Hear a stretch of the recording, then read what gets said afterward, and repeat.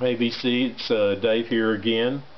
I thought I'd get back on and enter Elliot Cruz's 130 plus subs contest. Elliot is doing it for a pretty good cause, which is the Music Makers Relief Foundation, and that's a foundation that supports musicians that somehow find themselves in hard times, and so I thought I'd, chip in and support his channel for that. It seemed like a pretty honorable cause. So Elliot wants us to show, spotlight some local artists, and I've lived a little bit all over Texas, east and west, and also north and south. Never have gone as far as up into the Panhandle, and never as far as down into the very southern parts of Texas. But right now I'm in East Texas. But before I moved here, I was living out in West Texas in a town called Odessa. And back in the 80s, there was this punk band called Research. And I actually knew all the guys in the band, just about, except for one, which was the drummer.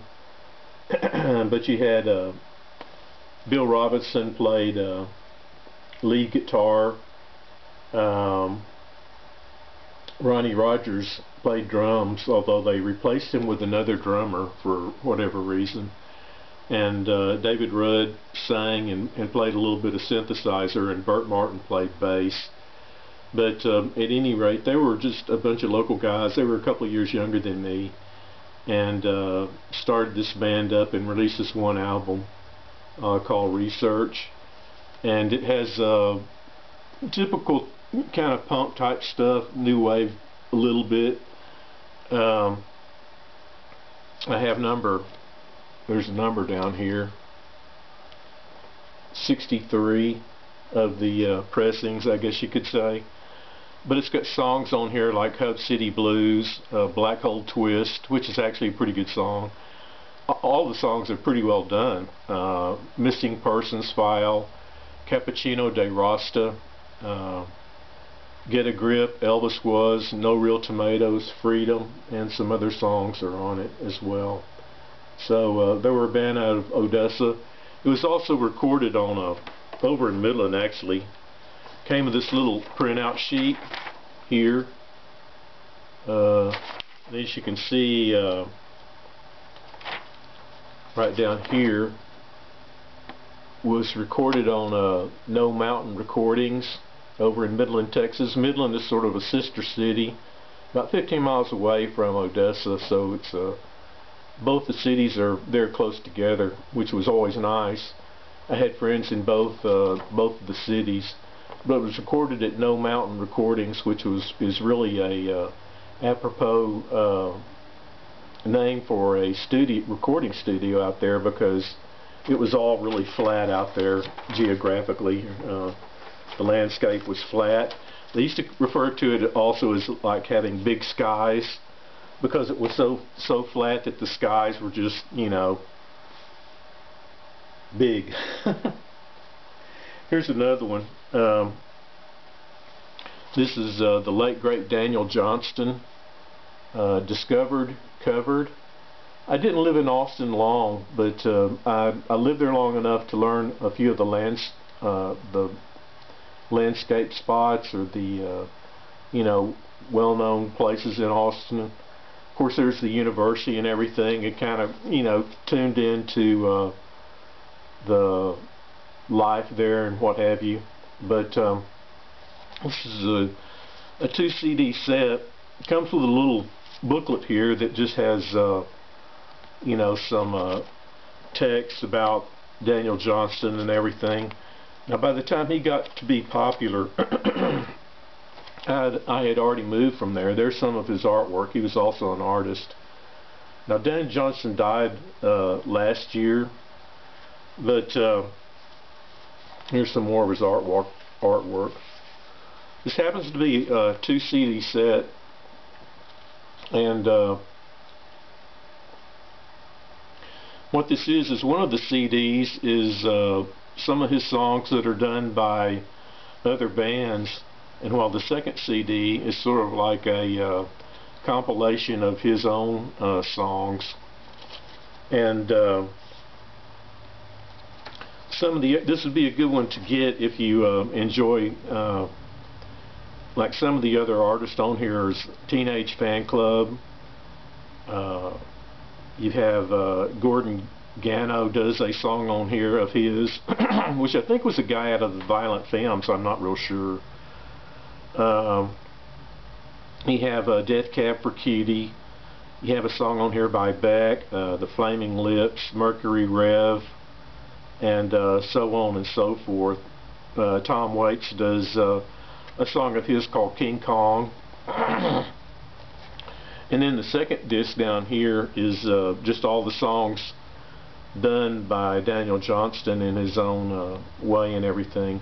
And when Daniel Johnston started out, you know, he got more popular through the years, but when he started out, he just recorded all these songs on little cassettes and would sell them on the drag, and sometimes just give them away there in Austin.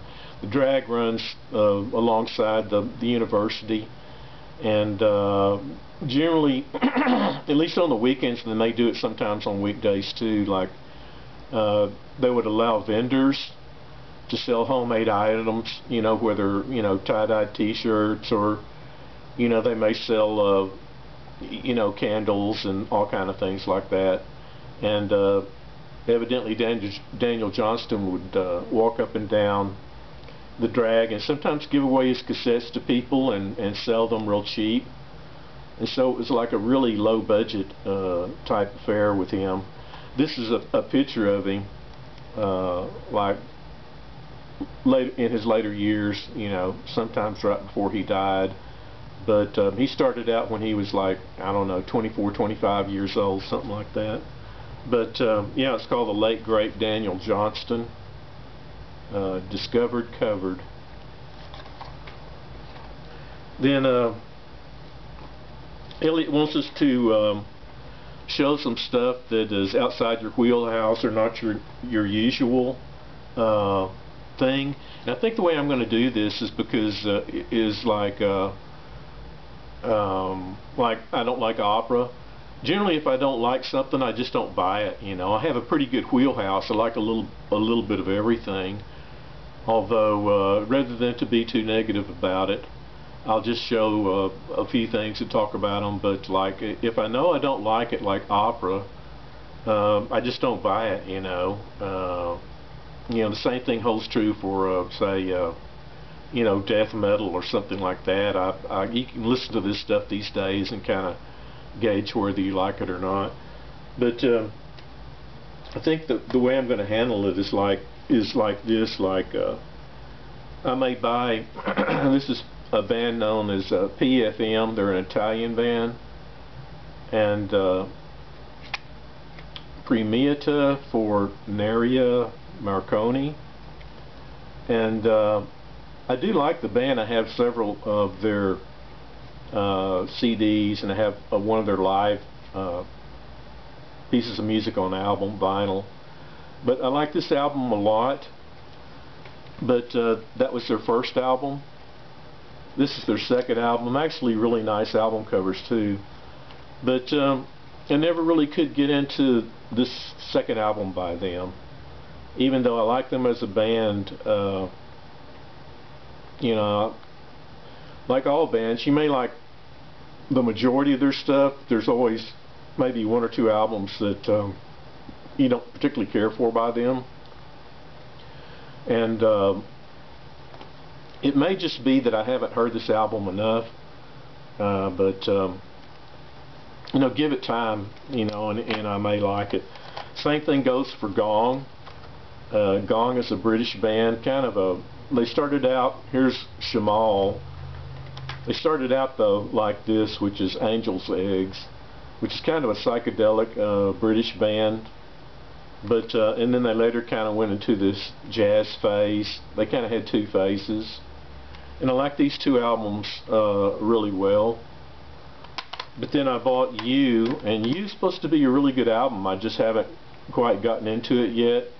It's kind of more ambient, and you know, I don't know if it's new age, but definitely more ambient than their normal stuff. And again, you know, it may not have clicked with me yet. I may get into it at some later point, but so far it hasn't quite hit home with me yet. The same is true about this Johnny Winters. I like Johnny Winters a lot, particularly his really early stuff, his first and second album, and some of his live stuff. This is I'm a Blues Man by him, and that one just hasn't quite clicked with me yet. Also really like Joni Mitchell. This is her last album called Shine, and you know, it just hasn't clicked with me yet, or maybe it will in the future. It just seems to be more orchestral, and it was also made for, I believe, for a dance type thing.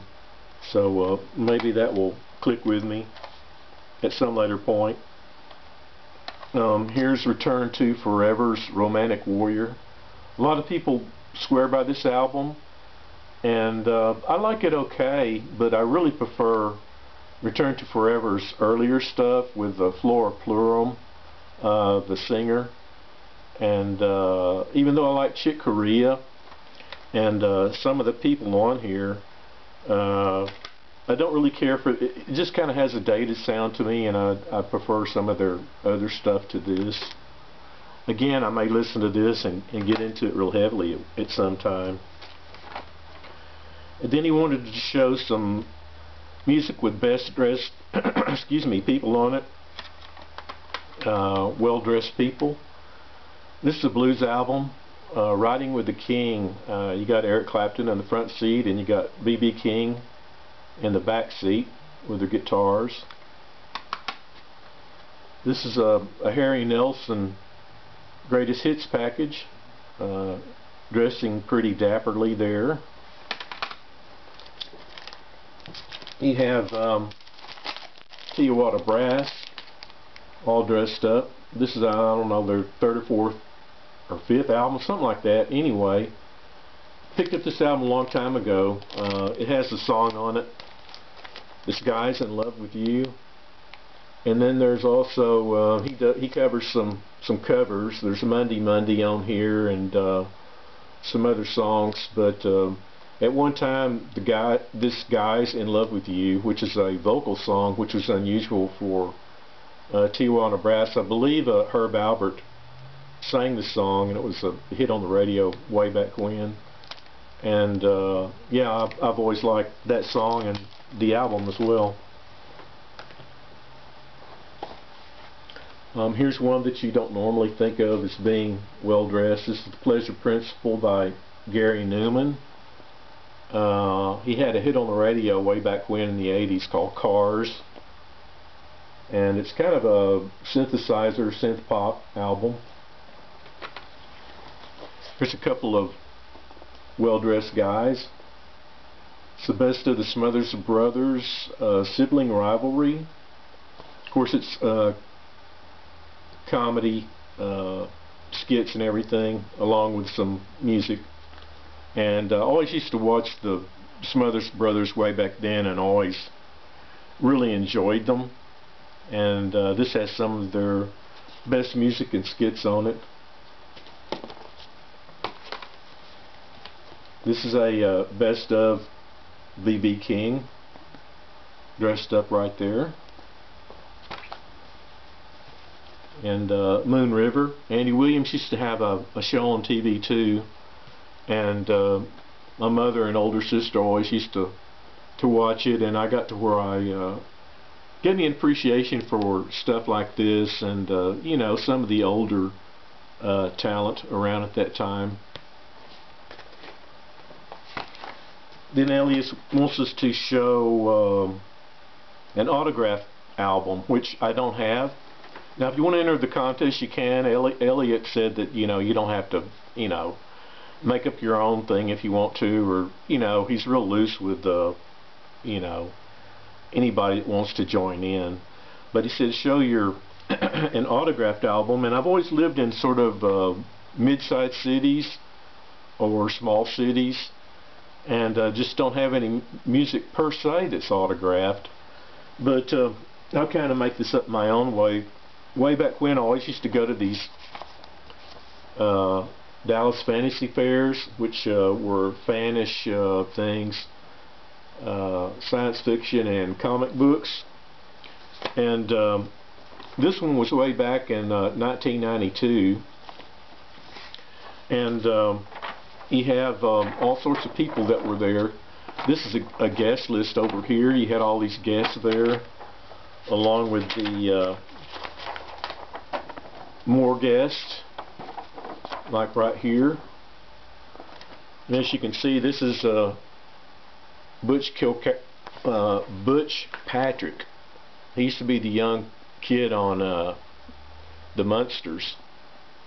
But of course, when he was at the show, he's he's since grown up and is a much older man now. But he was signing autographs, and this guy here is Ray Harryhausen, which is a real noted stop motion and director. This is one of his movies, The Seventh Voyage of Sinbad, and he sort of perfected stop motion animation and special effects. Of course, stop motion started with, early on with stuff like King Kong and early other movies, but Ray Harryhausen brought it up to a art form all its own. And then you had some other people. This is Sergio Aragones that has done cartoons for Mad Magazine, and you had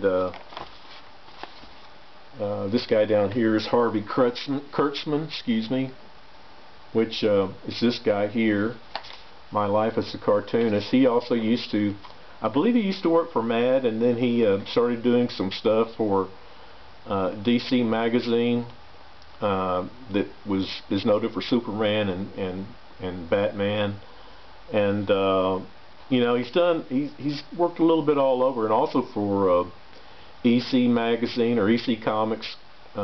He used to write stories for them.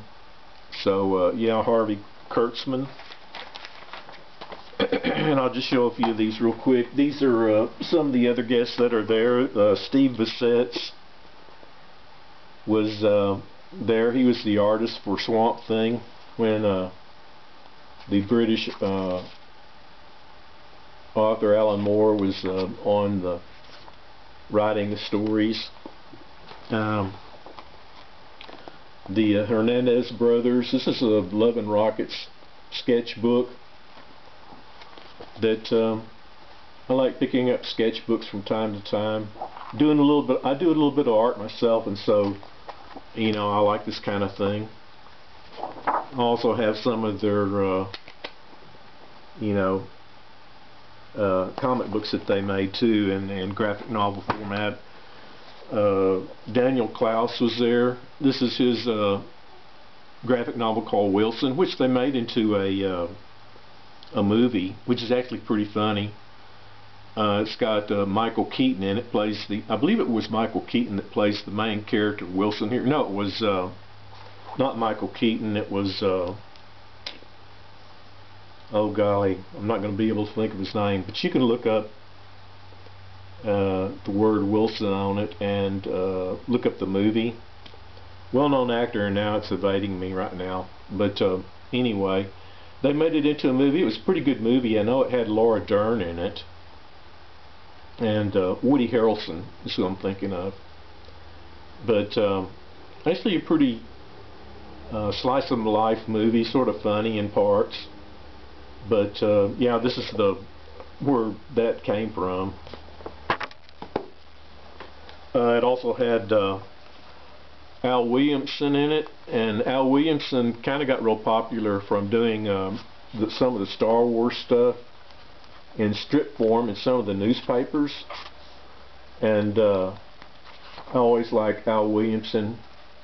He's since passed on, but I always thought his artwork was really well drawn. But also Robert Crumb was there, and I wanted to, you know, he talked for a little bit, which that's a picture of him right there, and he talked for a little bit and had a question and answer thing and what have you. But they had come out with a movie, and I can't remember if this movie was out at that point in time or not. It may have been. Not see a date on this right quick, but the Criterion have since redone this and have put a different cover on it. But if you're interested in crime, this is a good way. It's a documentary, and it's been out since I'm guessing the 90s or something like that. But anyway, it's a good movie to see if you're interested in the 60s, late 60s, and Robert Crumb. But he's also a musician, which is where all this ties into. And this is a book, fairly thick book on Robert Crumb, and it comes with a music sampler of his music. And Robert Crumb's real interested in music for the turn of the century, sort of 1920s type music, kind of jug band, string bands, vaudevillian sort of band music,